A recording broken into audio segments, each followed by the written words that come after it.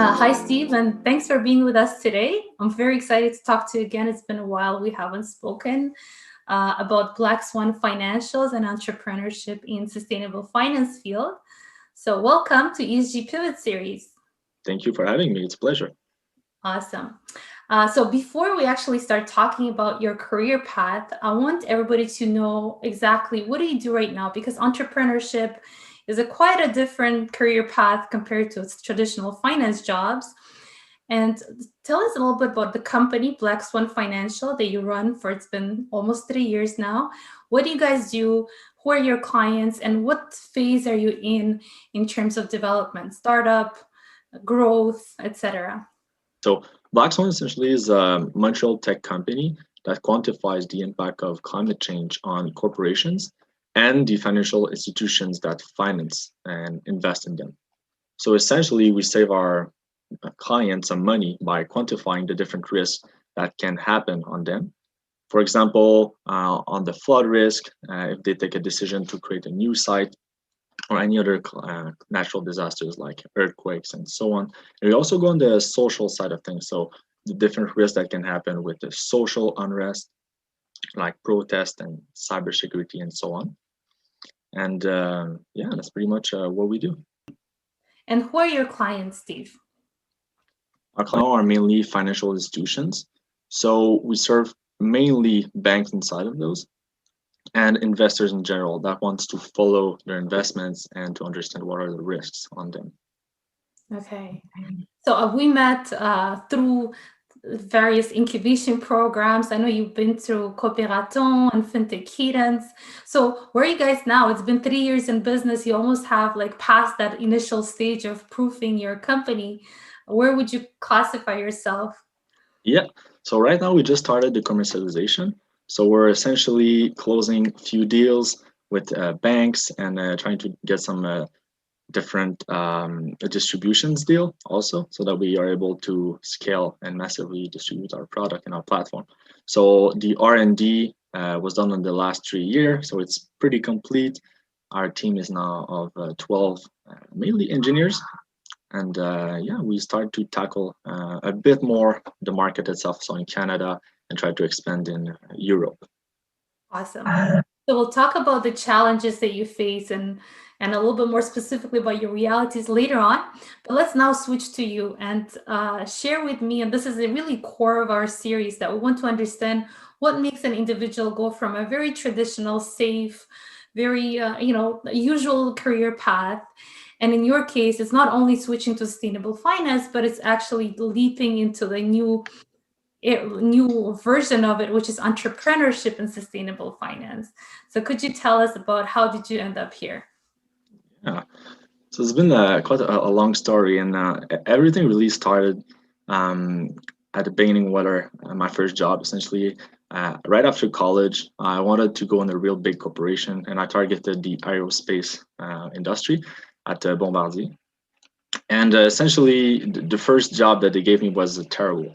So it was to take some information on a system about tracks and piece parts essentially for the aerospace company, and to try to monitor those and to save them in an Excel file. So that was a super repetitive task, and essentially you needed to do like 200 and 300 parts per day manually. So when they gave me the job, I was like, oh my God, that was not what I was signing for. So I went and see the other intern that was doing this before me. And I'll remember the answer that he gave me. He said, you'll get used to it. So that answer did not do it for me. So essentially, in the next 2 to 3 weeks, well, 2 weeks, I took a lot of, I was really behind because I wanted to code something that would automate that. So essentially, that's where I learned how to code to try to automate that. So on those 2 weeks, I had a huge backlog, and everyone was asking me, where are those parts? So you don't really deliver. I was like, yeah, I'll do it. And then at the end of that, essentially, this code automated my own job. So I had some free time. So essentially, I went hovering on the aerospace floor, so seeing the aircraft and all that stuff. And I saw this manager. Essentially, he was saying, oh, okay, so you don't have any job right now? I was like, no. So, okay, well, I can teach you. And then he started to teach me a bit on the management side of things. And he was about to go on vacation, so essentially I was replacing him on his vacation, and that's where this kind of passion for management and code started. So then after that, I went to Pratt& and Whitney, where there was this program for managers. So essentially, I took this position where there were 53 employees, and I learned a bit more on the direct management, and I really liked it. But I felt like project management might be even better than managing workers directly. So I went into the pharmaceutical industry and did some project management in general. But I found that this was not working in a big corporation was not exactly what I liked. So I changed again, and at this stage, I was finishing my university. So I chose to go into this leadership program that was essentially launched by the CEO of Hydro Quebec. So essentially, they were looking for future leaders. So the recruiting process was pretty long and tough, but I managed to do it. And this position essentially was for 2 years to replace about 50 different managers, first level managers. So essentially, I went pretty much everywhere in Quebec on different departments and business places, let's say. And yeah, so I learned a lot on the management itself. And during this time, I had this pressure that I was not well working for others. So I started to look at possible ideas to start my own business. And then it's where I met this investor, essentially vice president at a huge financial institution. And he had this challenge on the water itself. So he was saying nobody was actually able to quantify the value of water. So that really picked me up with me and my partner, essentially. So we started to work on that. And we had some great solution. And at one point, I decided to quit my job. And at that time, I was promoted to a real manager position with the salary and everything. So I decided to totally just quit that and go all in that project. So we hired two employees, and we said, let's go, let's build this solution to try to price water all around the world. So we started with water actually, and now we are a bit more on the climate change. So we do water, but all the other aspects that affect the climate. And yeah, so this is how it all started. And what did you study, Steve, and which university? Yeah, I went to Polytechnique de Montréal in engineering, so industrial engineering. Awesome. This is really interesting, and definitely taking the job when you have a position lined up with the benefits and salary and pretty much secure, right? Hydro Quebec, there's no worries there. So very impressive. And you're passionate about climate change and tackling those issues. Did you have this before you launched yourself in entrepreneurship, or did it come later on? Yeah, I was really curious for the climate change on the trying to make this thing real. I feel like there's a lot of noise sometimes and just general things and not that much real solution. So that's the part that really appealed to me. So to try really to get a bit mathy and on the code side of things to try to solve and really get something precise on the climate change. Okay. So, Steve, tell us a little bit more about the whole launching yourself into entrepreneurships for students or individuals, professionals who are thinking about specific ideas, but don't know where to start or don't know whether or not they should take that leap that you took. So, could you tell us a bit of your thoughts and from your experience? What do you think about it? Yeah, okay. Um, I really think that this question it takes a bit of a philosophical approach. I think it's what you want to do with your time. Essentially, that really matters on that point. So my personal conclusion is that I wanted to spend time trying to develop new solutions. So really to build something big. Um, so that's what I wanted to do with my time. And the reason I'm saying this is because starting a business or being an entrepreneur really takes a lot of time and efforts. So you really want to make sure that this is what you like to do. Essentially, you want to spend a lot of time doing that. And I think this is the answer on if you should do it or not. It depends on what do you want to do with your time. And startup is a bit like a roller coaster. So you know the vision where you want to end, but you don't really know the path that is going to take. So there's a lot of ups and downs, and you'll need to pivot and take different directions from what you expected. But it's fun, and it's definitely stressful and intense. But just enjoying the ride essentially is what I think is the most important thing. Give me an idea of how many hours a week do you work? Well, it's about 14 hours per day that I do because we really try to build this solution.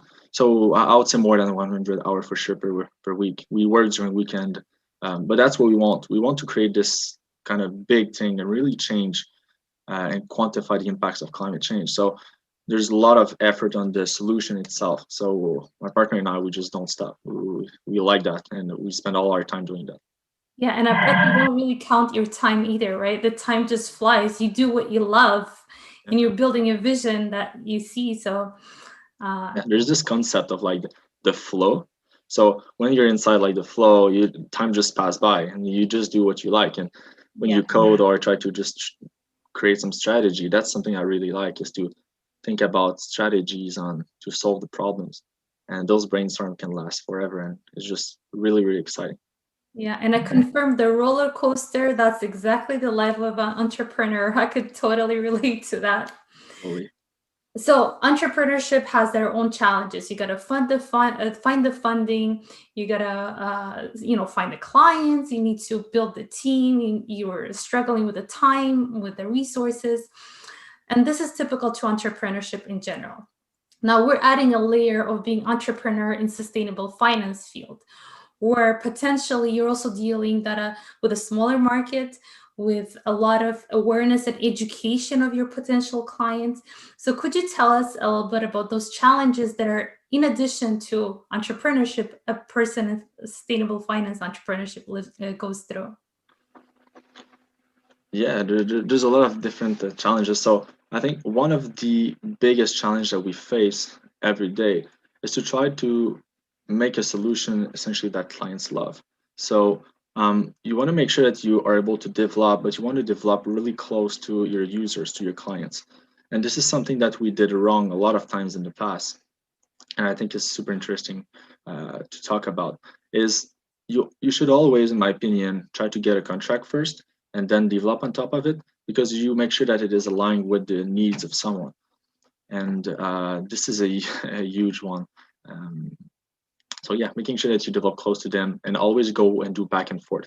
So you launch a new version and then he comments it and then you go back and do some iterations. It can be live on a web platform. It's pretty easy because you can monitor users.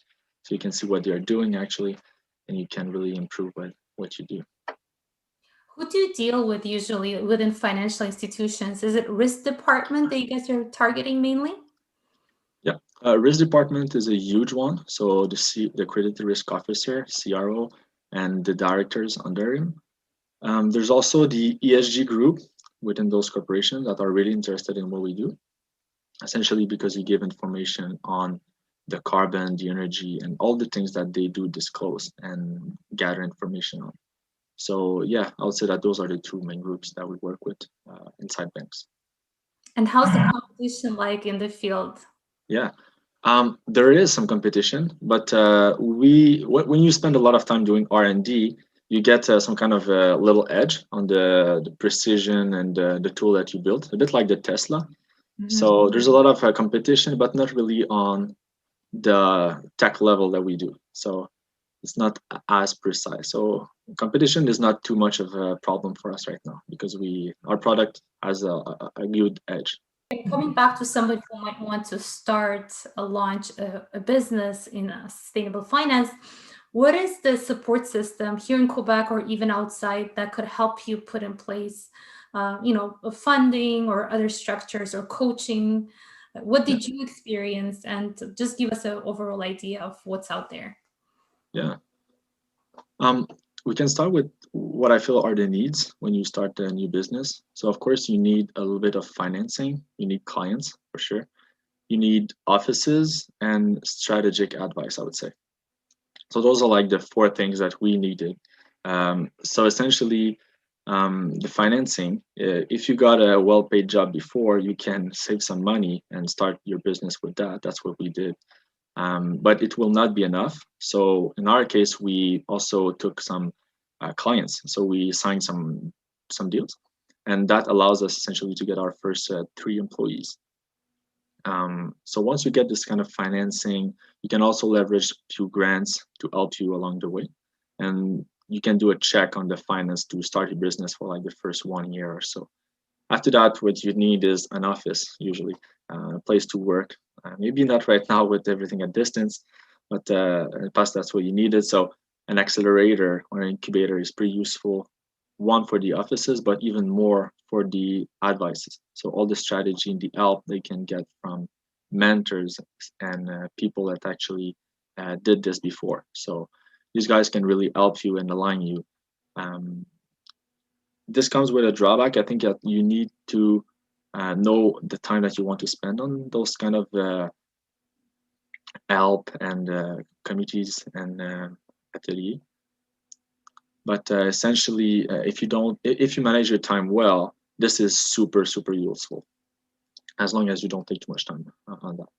And after that, the next thing that you need, of course, is the client. So you want to look for some demands on what you do, and make sure that you develop close to a client.